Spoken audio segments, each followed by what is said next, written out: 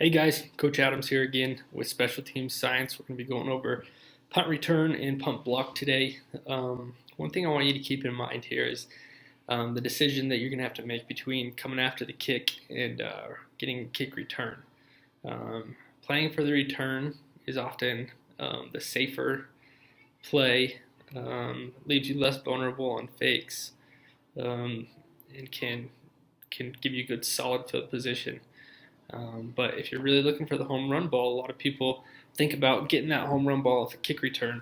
I want you to kind of think about the statistics of it and make a decision based on that.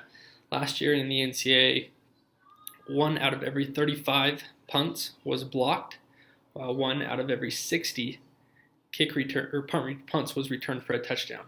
I'm going to repeat that for you. 1 out of every 35 punts was blocked, and 1 out of every 60 punts was returned for a touchdown. There's only so much you can control once the ball is kicked off the punter's foot. You don't know. You got to hit all your blocks. You got to have a good field spacing. You got to have a guy that's faster and quicker enough to make people miss. You got to hope that the punter doesn't put it out of bounds. There's a lot of things. You have to hope that you don't get a clipping or a holding penalty. There's a lot of things that have to go right for a punt to be returned for a touchdown, and it doesn't happen as often as we might think. But punt blocks maybe happen more often than we might think. So with those statistics in mind, my suggestion would be to try to go after the kick, to try to block more kicks than worrying about the return. I have a great return that I'll show you in another episode, but today I'm going to be kind of going over punt block and how to design that. You may have 2 or 3 that you kind of rotate throughout the season, but it's all going to be based on game plan. You're going to want to look at the other team's punt formation, find the weakness, and exploit it. And I'll show you what I mean by that. Okay, guys, so when you're designing a punt block, it's important, obviously, to look at how the other team aligns. Most teams are always going to put a punter 14 yards behind the center. What they do with these extra guys outside of the front 5 is really what you want to pay attention to. Over on your side of the ball here in the yellow, you're probably always going to have 2 corners, a returner. I'm going to tell you what every block punt, you need at least 1 guy in each A gap and 1 guy off the edge. And then what you do with your other 5 will depend on what they do with their other 4. So this is a pretty common punt formation with 3 guys in the wall. The way this one works is this center will usually release right off the ball. They'll allow both A-gap guys to come, which will be picked up by these 2 guys on the wall. This guy will take any overhangers off the edge. This is the hardest one to block. The best place to attack, I found, is usually actually off the punter's weak leg where there's not an extra guy back there, or to blow this wall back up into the punter.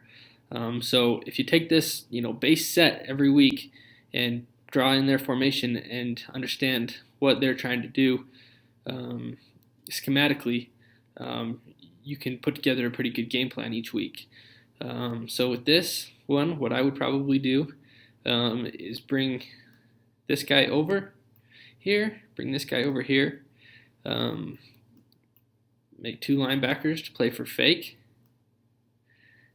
and then I would just put token pressure here, and then you can even drop this guy back. Try to make this guy step out. Try to make this guy step out by bringing token pressure with this backer here. So you want to widen that A gap as much as possible. And then when these guys come through the A gap, you want to bring all those guys to the kicker's foot. If he rolls out any or takes an extra step, these guys can get in the way and they can kick it off the back of their shoulder pad because he's going to be bringing pressure. We're going to be bringing pressure off of this edge. So you want an outside alignment here because they're going to be taught to block first guy outside. So you want this guy to hit him, cave down the wall, and then you're going to bring this guy free off the edge. So that's just one example, but you guys are smart enough you can kind of come up with a game plan each week. But like I said, I would start with this base set of 2 guys in the A gap, 1 guy coming off the edge, everything you do. Sometimes they'll put an extra guy here, kind of a wing back. This is an even easier one to block because they've only got 1 guy to block the A gaps. This is a really tough block when 2 people are standing right in the A gaps. in this scenario, they'll usually block first guy inside too. So you can actually bring an extra guy up off of this edge and try to cave this edge down and bring a guy over here off of this edge to get the punt block. It's important just to understand from an offensive perspective or a punting team's perspective what their philosophy is, because every one of them has a weakness. It's just determining where it is.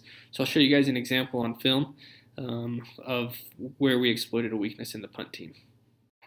One other tip here that you'll see is I like to walk even the guys that are playing fake up on the line. So if the offense is doing any counting or trying to block the first guy outside, they may pick wrong.